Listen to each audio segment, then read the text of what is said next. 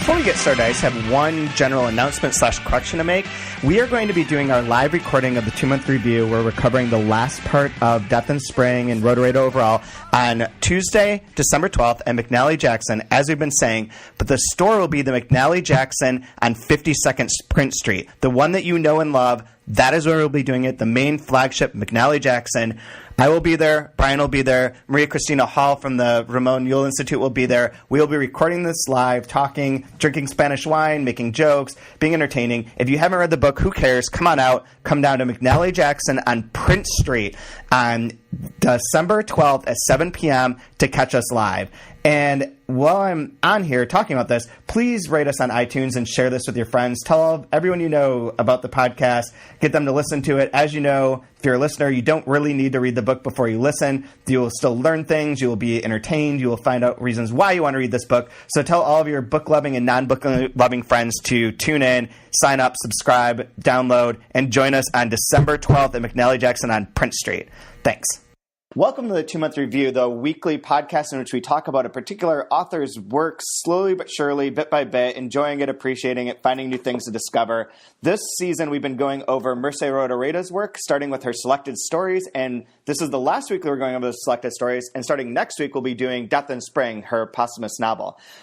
This is Chad Post, and as always, I'm joined by Brian Wood. Hi, Chad. That was the most phoned-in introduction ever. Good job. I'm a little frazzled because our call recorder's not working, so all the podcasts I've ever done, all of a sudden, none of the shit works because Skype decided to update itself and is garbage now, and computer... Anyways, technology sucks, too. And we're joined this week by Tom Flynn, who has been on the podcast a few times now to talk about Faison and about Gudberger Bergson. Hi, Tom. Hey, how's it going? Good. How are you? I'm all right. And for anyone who doesn't remember, Tom lives in Chicago, works at Volumes Bookstore, which is a great bookstore. And drinks Malort. And drinks Malort. God, please, no. We did the section of the Faison with the cows, right? And the green cows. The green cow milk is basically Malort. Yeah, I think that's what we settled on. Yeah. Absolutely true. I was really happy about that part of the conversation. You immediately went and had like a bottle? Oh, God, I hate Malort so much. Wait, you combined two of my favorite things, right? You have books and booze together at your store, right? Yes, we do. Tell me a little bit about that. It's kind of becoming, I don't know if trend's the right word, but more and more stores are bringing in some cafe element. It helps the margins, helps in terms of like creating the community space, all those sorts of things. So in this case, where we are in Wicker Park, right along Milwaukee Avenue, is just tons of stores and bars and restaurants. So having beer and wine and boozy coffee drinks and coffee just kind of makes sense within that kind of context. So, and you guys do serve Malort there, right? God, no. Okay. I will walk the day that there's Malort in the store. I will walk in, see it, and walk out and just quit. Like it's just not. Happening. So I'm going to put you on the spot and use this as a segue. One thing I forgot to mention at the top of the show is that on December 12th at 7 p.m. at the new McNally Jackson in Williamsburg, we're going to be recording the last episode of the season live. We'll be talking about Death in Spring, taking people's questions. I'll be joined by Maria Christina Hall from the Ramon Yule Institute. It'll be a great time. And Tom, we should do one at your store. Yeah, I was actually thinking about that because we've also been talking about Faison coming through. Yeah. We could something around that as well. There are definitely a lot of options to do that. So that would be cool. I like the idea of recording one of these with booze in a store. Yeah. Oh, okay. Yeah, that would be. Well, that could, that could be the lost episode, the one that the one that you offer up as a benchmark goal for your next fundraising thing. If we hit this level, we will release the lost episode in which shit gets really weird. That would be a great $10 donation gets a shot of Malort. God. Yeah. Well, I have to do a podcast on Tuesday with someone called Talking and Drinking, where literally they just drink until and talk until the time's up. There's no plan. There's no topic. There's nothing. Huh.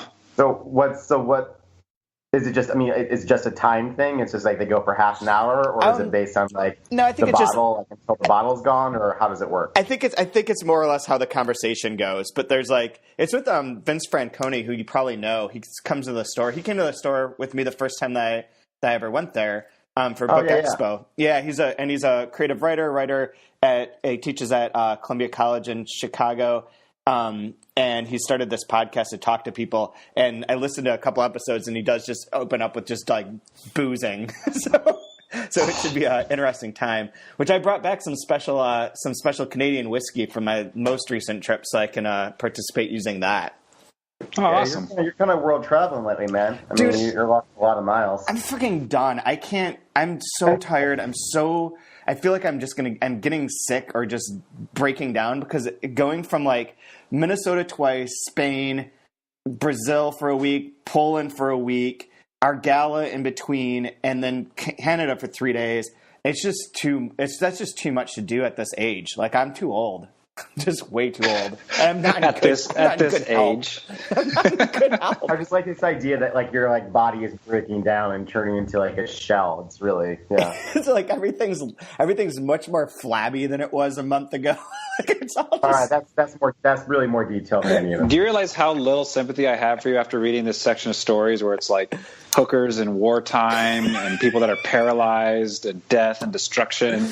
I had to travel on an airplane and I'm tired. Like, shut up. I had to drive to Toronto. That's physical work. So, but when I was there, I got to have this crazy. So we did. I was in Canada for the launch of the new Granta issue. That's all about Canadian fiction. To do that and to do an event for the American consulate, actually, on like getting books from Canada into America. But the Canadian fiction one for Granta was crazy because it was really good. Lots of good authors are included. Lots of cool people who were there for the event. But we had a party afterwards at Roots because they wanted it to be the most Canadian thing ever. And they served only Canadian wine, including Wayne Gretzky's wine, which was some version of Pinot Noir, but it must be like the name is something noir, and I think it began with a B, but it must be a grape that's only in Canada because it was all supposed to be as Canadian as possible. So the other thing, they had hors d'oeuvres, and one of the hors d'oeuvres was literally a piece of meat on top of a potato chip. That's phenomenal. It was kind of incredible. That's how you should live. Served with maple syrup and an apology. Oh, sorry to bother you. Hi. Oh, pardon me. Hi. Here. So sorry. Yep, that's Canadian. Yep. That's basically it. It was that the whole way down. But, oh, man. So, anyway, should we talk about these? So, the stories we went through today are from I lost my page. 208? Yeah, 208 through the end of the book, which is like 255 maybe? Yeah, 255. Yeah. So there's a bunch of stories. That you mentioned the hooker one. That was one of my favorite ones, the Thousand Franc Bill. Yeah, it was like a dirty O. Henry story kind of, right? That's exactly what I was thinking of as well as I'm reading it. Is it just roll with it. What'd you think?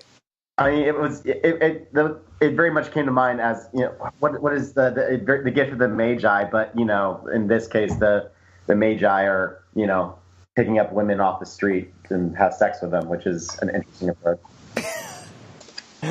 But yeah, it was really.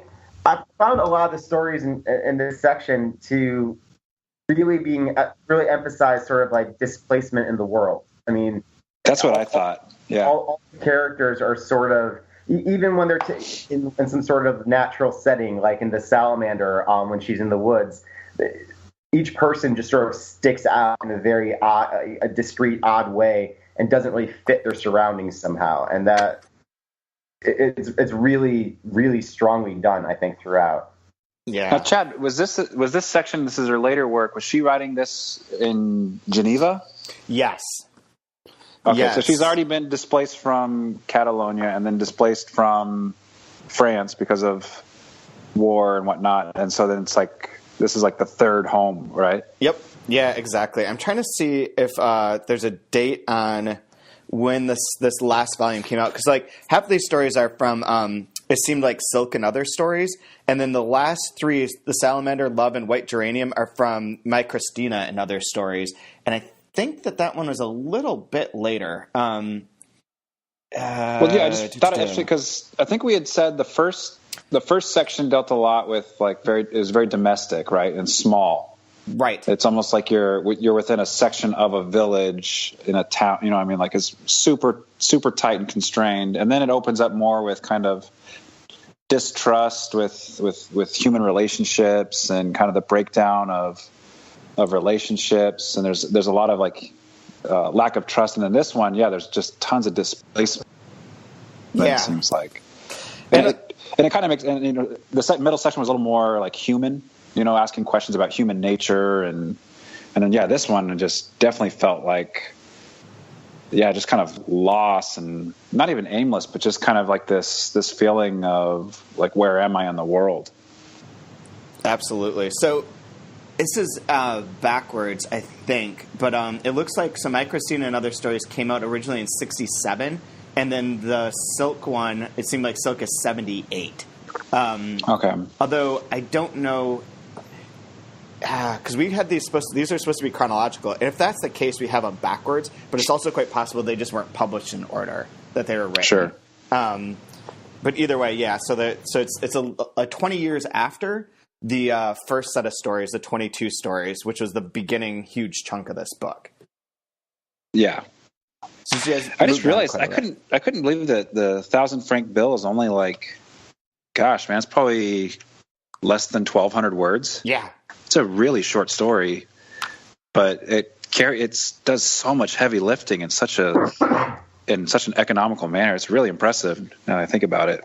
That one seemed really sharp and focused to me in terms of how it moved her through her mind, and just kept popping with I didn't realize that you don't realize that she's married until the last line. So the basic story is that this woman is getting dressed up and goes out specifically to get picked up by a dude. She says, "I'm fed up with being poor." Yes. I don't know who she says that to, but it's like, I've had enough. I'm tired of being poor, right? I assume she says it to herself, and then she goes out. She's sick of being poor, so she's going to get money the way that she can. And she sort of entices one guy. He offers her a drink. She leaves him. And then there's a guy that says, you want to come with me? And she's like, it's 500. He's like, you're worth twice that, 1,000. Gives her a 1,000 franc bill. She then goes to buy flowers with it because she's, elated that she managed to get this money, and that's a lot of money. Turns out that the woman can't make change with it, goes to get change made, finds out the whole thing's fake, that the bill's fake. So this is a great source of embarrassment. And then she goes home, ends up burning it, and then admits that her husband's going to be home soon. So this is all that extra layer was the real punch for me. Yeah, it's kind of funny. It almost, in some ways, it almost felt like a hat on a hat. Yeah. Did you need the last line is her husband would be home soon. Boom! Let that sit with you. Oh, but it almost didn't need that because the devastation of you're still poor and you gave your body up, that hurts already. And then it's kind of oh, while you're down, let me just kick dirt on your face. And her husband's coming home. Although it frames it because it gives her more of a weird motivation. It does. Yeah. I also wonder why she didn't just try and use the bill somewhere else. There's got to be someone else that's going to fall for it. That was my first thought. Don't burn it, man. Just go rip someone else off. It's how you launder money.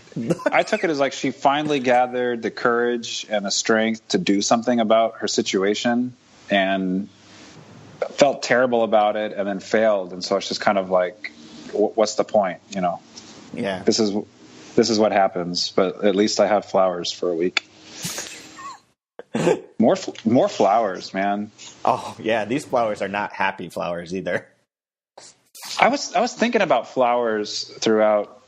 I mean, it's all throughout this story, this collection, and the only thing I could come up with, for me, sometimes you watch the news and you just get really depressed, or you just look at the state of the world and get really sad. And every now and I listen to classical music a lot, and it reminds me that there's still something beautiful in the world, that there can still be good things in the world. When I hear classical music, somebody created this, and it's no matter what kind of devastation's in the world, there's still something bright and nice in the world. And I wonder if flowers is that for her.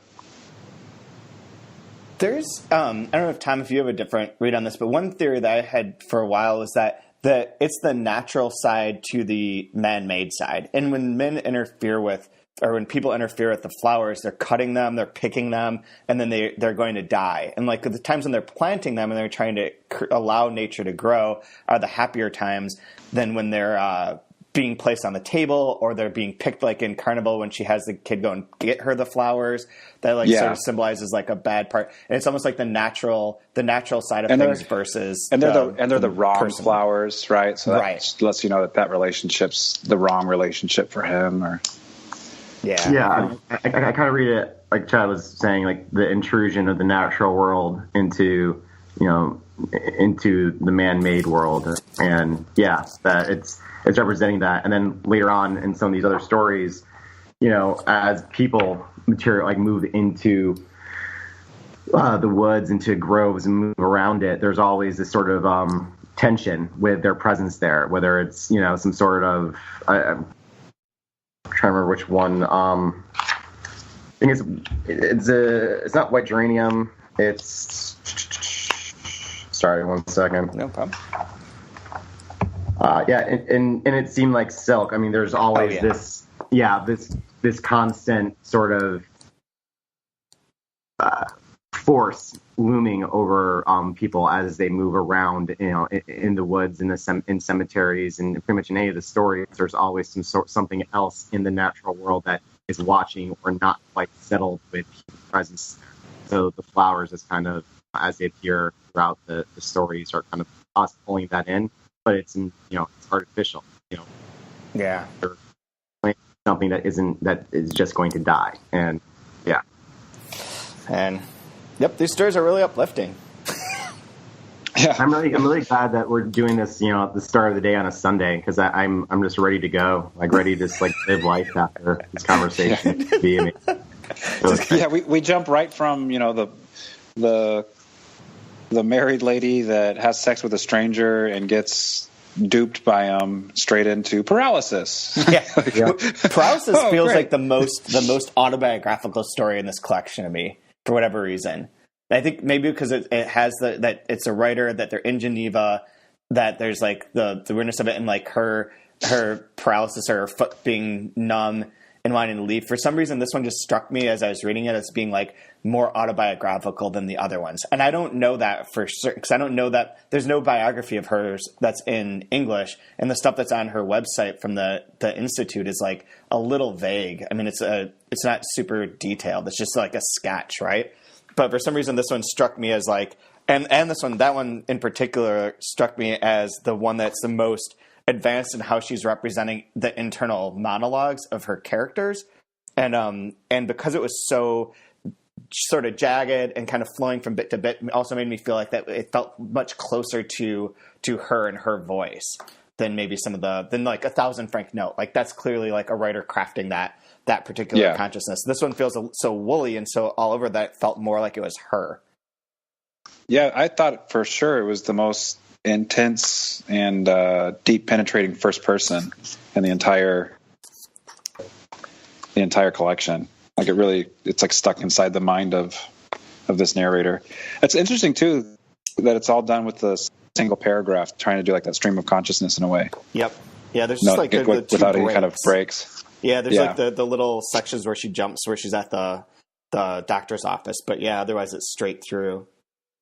That's funny because the last time you were on, we had the 100-page paragraph without any indentation, without any. I gotta say, Chad, you seem to get to torture me with the sections you give me to. I do. I let you choose, and you just happen to center in on these ones, man. I guess it's more something wrong with me. Yeah, that's true. Actually, I looked up the biography, and in this period of her life, the tab key was broken on her typewriter. Actually, so it's actually nothing more than just a broken.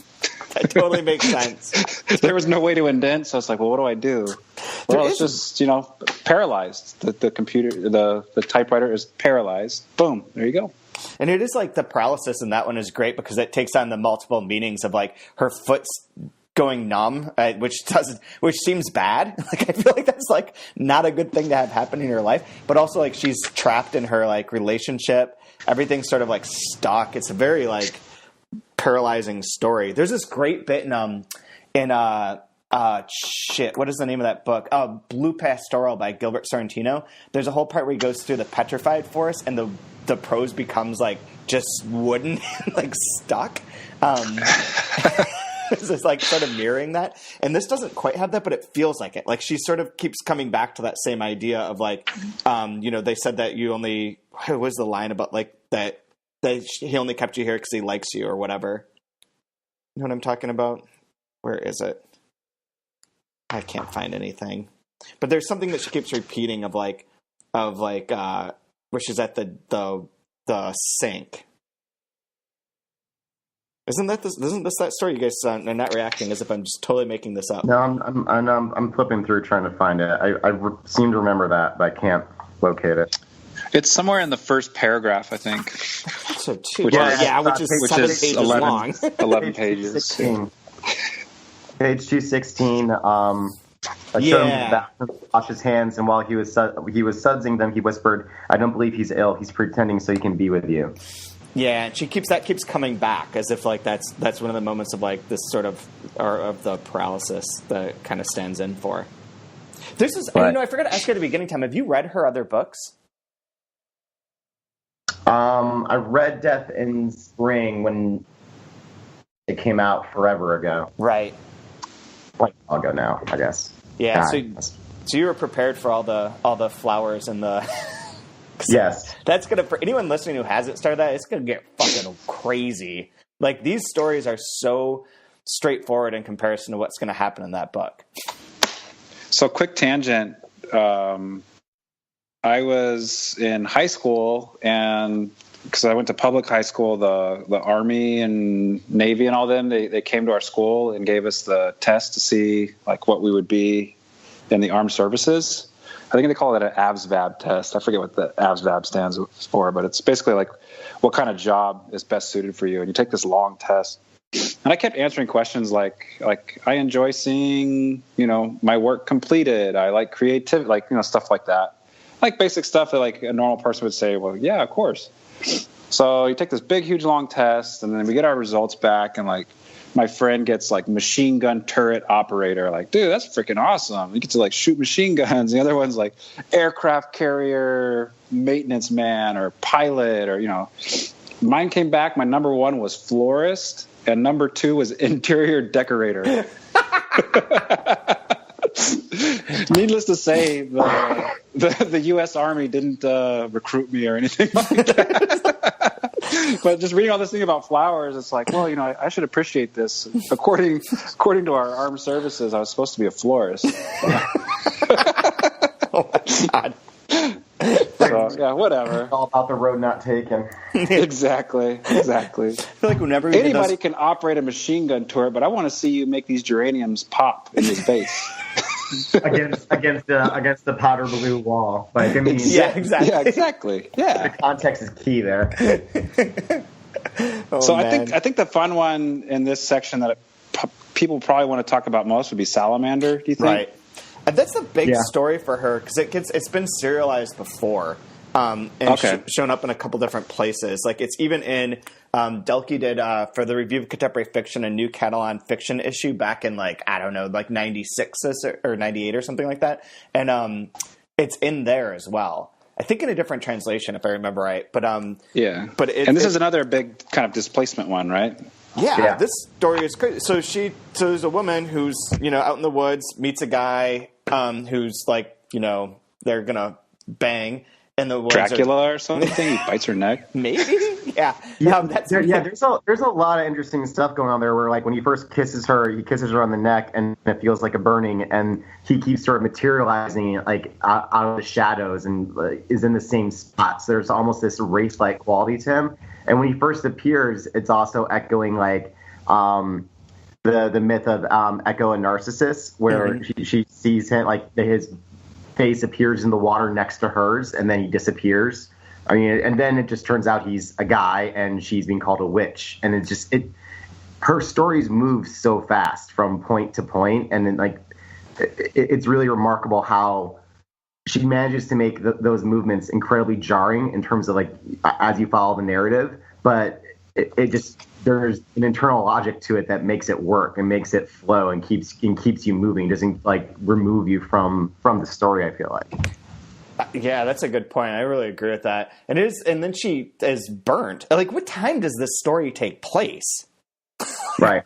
When is the win of this story? Like, it feels like it's like a medieval times because they're like throwing shit at her door. They put a boar's head on her door, isn't it, or some sort of animal head? Yeah, they put a bull's head, but with branches in its eyes. Yeah, like, what the fuck? I mean, it's yeah, but a lot of these stories have that feeling to them. Where I mean, outside of when someone's shopping at a store or something, outside of those interactions, it's really difficult, I think, to place the time frame for these stories. I mean, like, this could be just a village in the countryside that the railroad tracks never came through, so it's incredibly isolated, and they have their own. And and it could be 20 years ago, it could be 200 years ago. It's hard to say. It's a little village in like remote Catalonia where they burn people at the stake. Yeah, I mean, look, if the railroad doesn't come to town, you got to occupy yourself somehow. So might as well it's entertainment, right. Really. Yeah. Humor me for just one moment. I have like 2 paragraphs of an article from Wired magazine that I want you guys to check out. It was this is published in 2014. It's called "Fantastically Wrong: The Legend of the Homicidal Fireproof Salamander." Whoa. In the 1st century AD, Roman naturalist Pliny the Elder threw a salamander into a fire. He wanted to see if it could indeed not only survive the flames, but extinguish them, as Aristotle had claimed such creatures could. But the salamander didn't make it. Yet that didn't stop the legend of the fireproof salamander, a name derived from the Persian meaning fire within, from persisting for more than 1,500 years, from the ancient Romans to the Middle Ages, up to the alchemists of the Renaissance. Some even believed it was born in fire, like the legendary phoenix, only slimier and a bit less dramatic. And it goes on for a little bit, but there's this myth throughout Europe that salamanders are born in fire and can survive through fire, that they're full of poison that can, if one drops in a well, it'll poison the entire well. If it climbs into a tree, all of the fruit of that tree will be poisonous and kill people. That's interesting. And in France, I forget what the dude's name was. Francis I used the salamander as his symbol. So there's like this folklore, and that kind of goes with Echo and Narcissus as well. There's those kind of myths as well within this, but she's tying the salamander to it. That's really cool. I did not know that.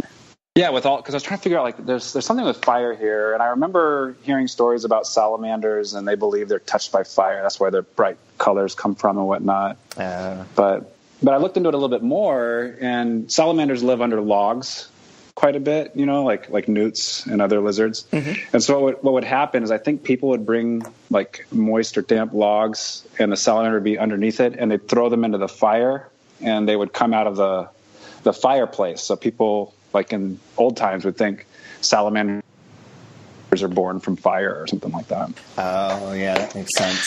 Man, this is one, too, where like the world does not stop hating this woman.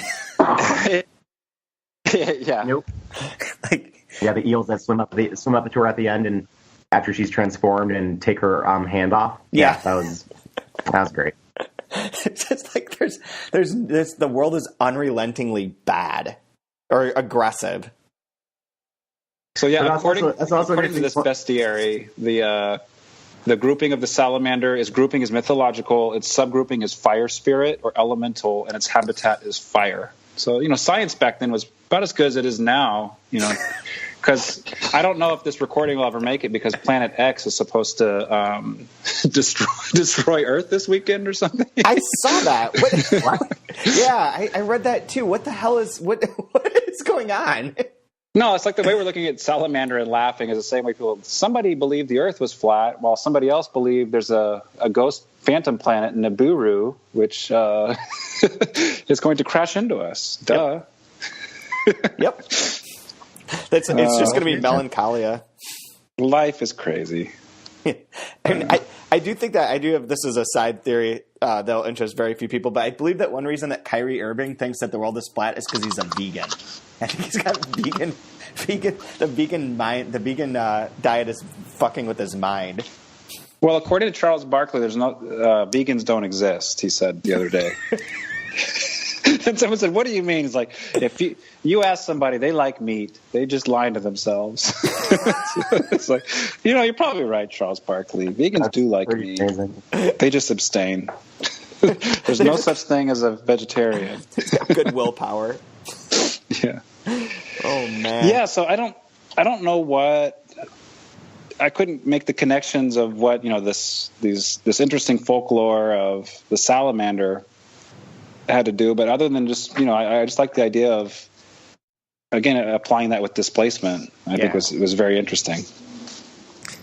Yeah, I like the idea that that's the guy is sort of like cursing her, giving her this sort of power when he initially kisses her on the neck, and then that then she's kind of indestructible in that way, but that things won't stop attacking her. Well, and she also mentions that like her mother was also called a witch. Yeah. And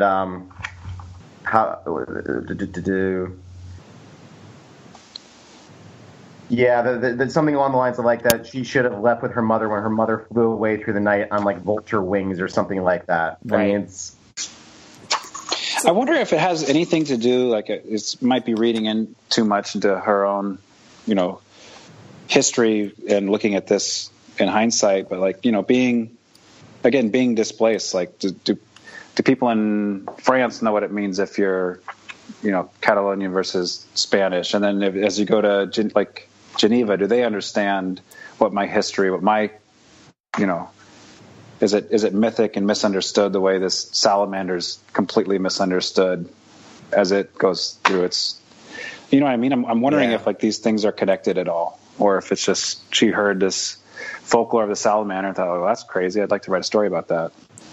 Yeah, and it does sort of tie into like her sort of perspective on women, where things are always being displaced and always being like aggrieved in various ways, both by man and by nature to some degree. And that all these themes kind of come together for this particular story. I like that one quite a bit, even if it is like anytime there's talking animals, I get a little wary. I mean, that's not really a talking animal in this case, I suppose. No, and it makes sense now that I was looking up some of the stuff about the salamander, why everybody treats it with such hostility. Yeah.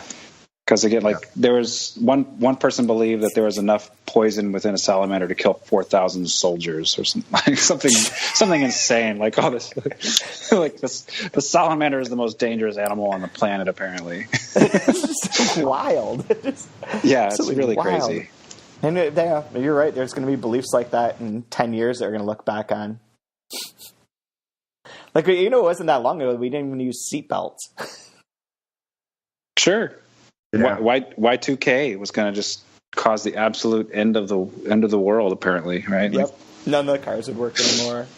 Yeah. Water stops running. When I was at the bookstore before that, we sold so many Y2K prepper books. Like, we made a fortune off of those books. That's just, yeah. There is, in terms of like one other story to mention, the one that I was not a huge fan of, and is also one of the ones that's from a male perspective, is Love. Like the ones that are from a male perspective are always a little bit wonky to me. Am I right in saying that the ones from the male perspective are almost always more talky than the other ones are? I mean, because Love is one long monologue. Yeah, like the train one was the other one. But that's a girl. Mentioned. Yeah, that's a woman speaking in the train one, on a train. Oh, okay. But it is another long talky one. But the red blouse is another of the male ones. And the red blouse is very much that guy kind of talking to himself, but it is very much right.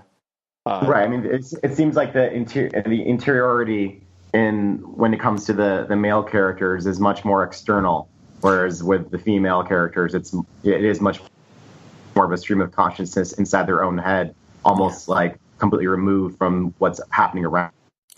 Also, I'll take that back. The red blouse is entirely talky because it begins with, "I'll tell you a story about my student days." So it's framed as like someone telling the story. So it is another one that's like that way of doing it. Oh, that was the one I was thinking of. Yeah, where I said I didn't like the male voice in it. Those ones are very weird. Because the other one that's very male is the one that I tried to write the long thing about to try and understand it. shoot, what's it called? It's the one with the guy whose wife is giving birth. And he's Nocturnal. Yeah. That's another of the male ones, which has like that one's not so talky, but it is a different sort of interiority and like a different set of conditions that cause the character problems. Whereas Go ahead. A lot of the women ones are like the outside world is causing difficulties. Like there's men that are horrible, husbands that are going to leave, people give you fake $1,000 bills. They burn you at the stake. They turn into a salamander. The eels attack you. All of like the world is coming at you. And in the male ones, it's frequently like their decision to do something that they're struggling with.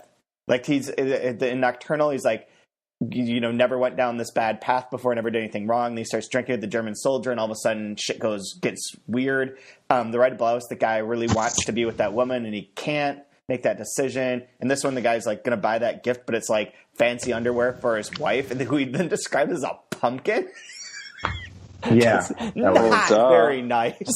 Duh. Like, is that the biggest size you have? My wife's kind of more shaped like a pumpkin. Hey, I'll take a pumpkin over an eggplant. I don't know.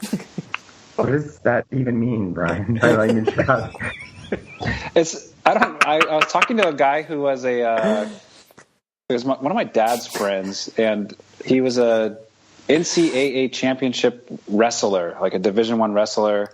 And he turned into a hardcore Republican because Jimmy Carter boycotted the Olympics the year he made the Olympic team in 1980. So he hates Jimmy Carter because he didn't get to go to the Olympics. But he told me this one story that like he lost a wrestling match because he was looking past an opponent in a tournament, and he's like, I didn't worry about him. The guy looked like an eggplant. Like that's what his body shape was, just like I guess like narrow shoulders and like fat waist or something. Like, I'm not worried about him. He looked like an eggplant. Yeah, he beat me. So whenever I see him, like, I always make fun of him that he got beat by an eggplant. But yeah, you look like a pumpkin. Maybe you're big around the chest or something, like a pumpkin slar, or just I don't know what I know what an eggplant looks like though. It looks like a wimpy wrestler. Yeah. Random story time of the day. I like how we're now trying to discuss like what version of pumpkin are we talking here? Like all the varieties of the gourd family and how they appear to really figure out what his wife looks like. The other strange thing too is, what is it about? I don't know if they do it when describing men in fiction, but in women, when they're described in fiction, especially by men, they use food quite often. Yeah. Like talking about skin, like if it's, skin like chocolate or like milk or, Yeah, I wonder if it's something about consuming and viewing it as a commodity or something. Yeah, I think. You ever notice that? Yeah, I think that's probably right. I mean, especially the consumptive component of it, and taking in ownership, all that. Yeah. Yeah. But I think we can agree, though, that especially with today's landscape, a woman should not be writing from a male perspective, and a man should not be writing from a female perspective. Stay in your lane and your silo, and don't branch out. we can all agree on that, right? No or no? No.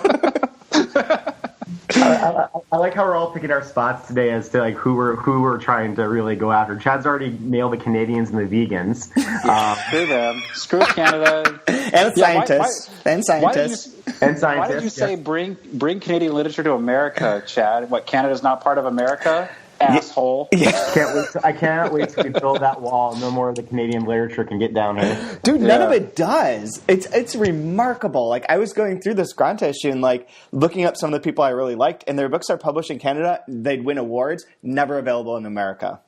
Yeah. Yeah, no, it's very strange, but it happens a lot. And it's like, we have there's a publishing center in Minneapolis, which is basically Canada, just a little bit south. So, yep. I mean, we don't need any more. There's just, aside from Margaret Atwood and between Grey Wolf and Coffee House, we don't really need any more Canadian literature. That's all Canadian literature, as far as I'm concerned. So that is true.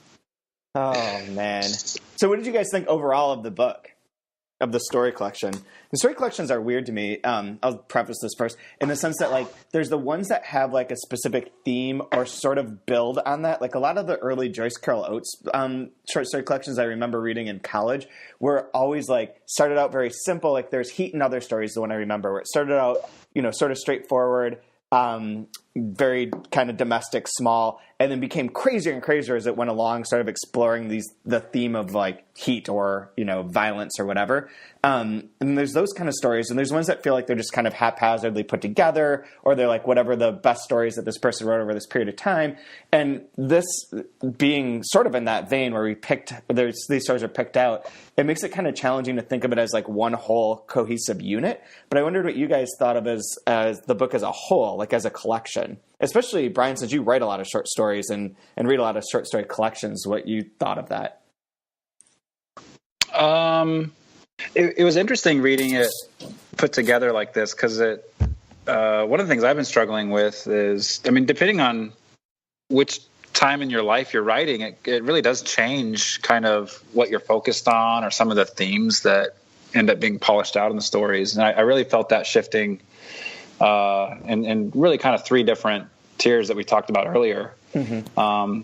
Which it seems like now in the publishing landscape, the stories have to be connected or very tightly stitched together with theme. Otherwise, it'd be too, different and disparate to be published. It seems like. I feel like that's kind of something of a marketing thing, that they're trying to sell the collections as novels or as a work unto itself and not just a story collection. But yeah, you only get like a real story collection when someone's dead or at the end of their career, and it's the collected works of, Right.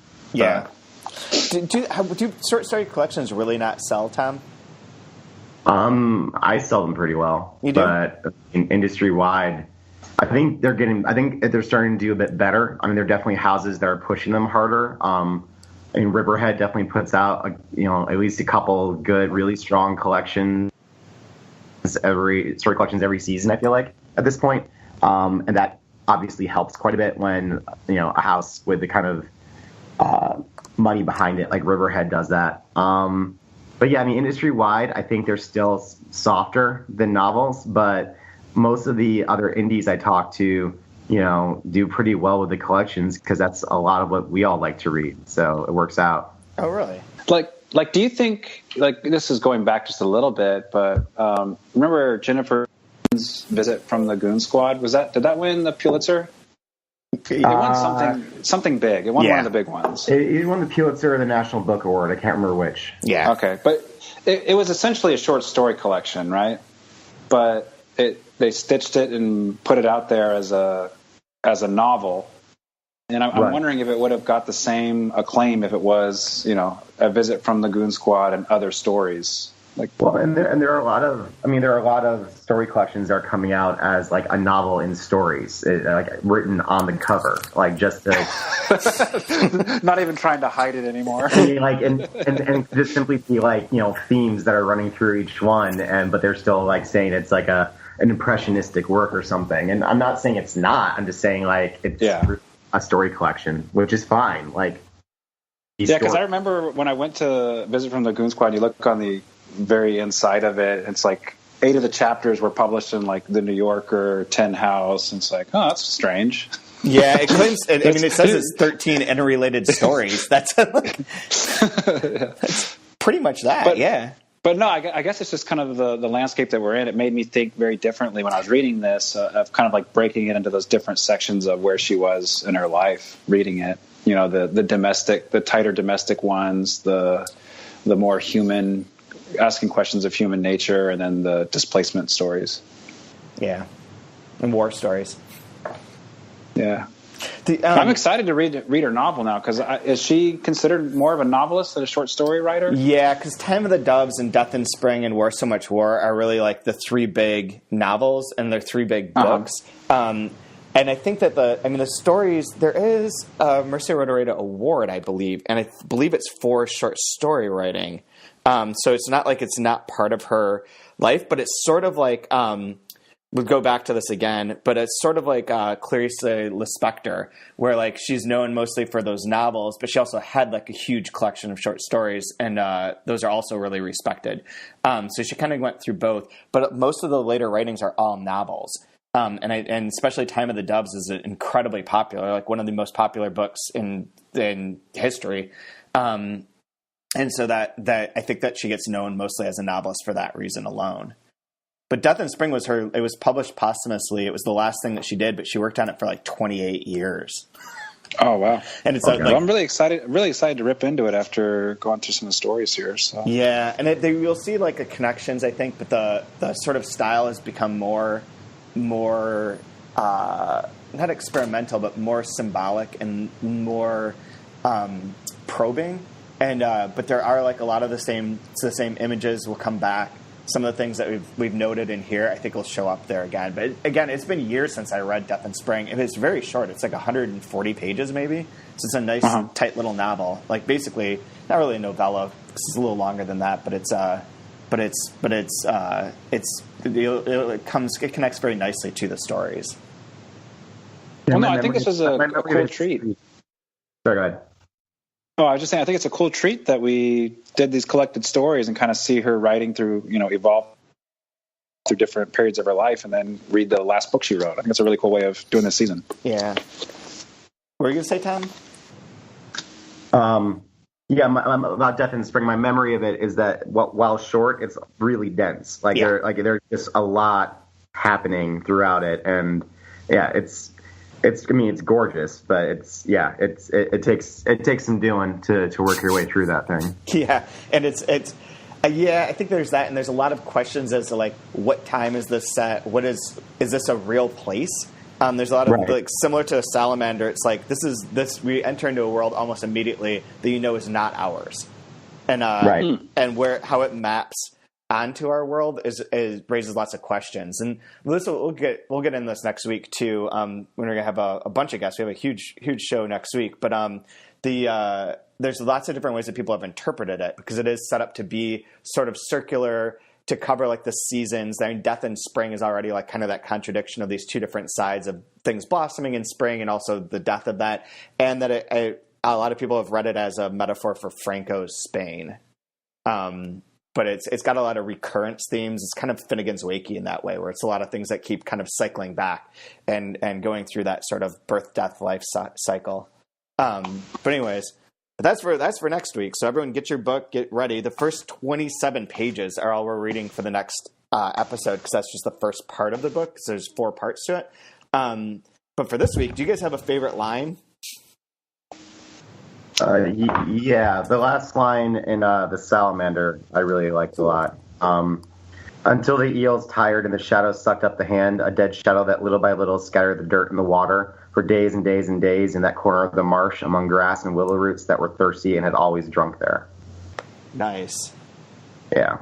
Brian, do you have one? I've got one of my uplifting ones again. All right, go ahead. You go, and I'll find... Here's my favorite uplifting one.